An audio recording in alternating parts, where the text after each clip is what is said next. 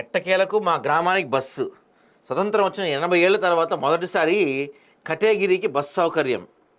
నక్సల్స్ తగ్గుముఖం పడడంతో గ్రామానికి బస్సు రావడం పట్ల గ్రామస్తుల హర్షం అంట.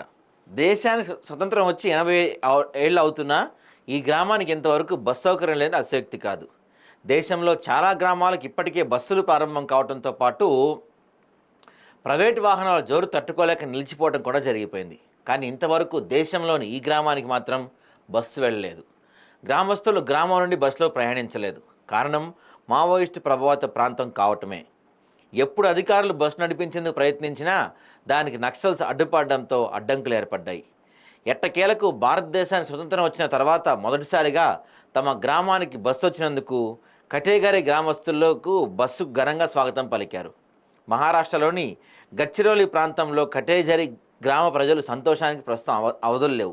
దాదాపు 80 ఏళ్ల నుంచి తమ గ్రామానికి బస్సు లేక నానా ఇబ్బందులు పడ్డామని ప్రజలు అంటున్నారు. ఇన్ని రోజులు నక్సల్ ప్రభావిత గ్రామం అవటం వల్ల ఎన్నిసార్లు ఈ గ్రామానికి వసతులు కల్పించాలని చూసినా నక్సల్స్ అడ్డుకోవటం వల్ల అది సాధ్యం కాలేదు. ఆపరేషన్ కర్రెగుట్ట తర్వాత దాదాపు మావోయిస్టుల ప్రభావం తగ్గిపోయిందని, ఇప్పుడు ఆ ప్రభావిత ప్రాంతాలంతా మిగతా దేశ ప్రాంతాలతో తమ సంబంధాలను కొనసాగించుకునేందుకు ఇది గొప్ప అవకాశం కలిగించడం అయిందని గ్రామస్తులు అంటున్నారు.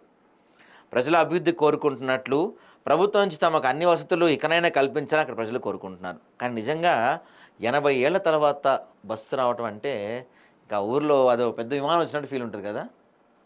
నక్సల్స్ మరి ఎందుకు ఇలా చేస్తారో అర్థం కాదు కొన్ని. సరే, ఏదేమైనా గ్రామస్తులు అయితే ప్రస్తుతానికి ఫుల్ హ్యాపీ అంట. 80 ఏళ్ల తర్వాత బస్సు.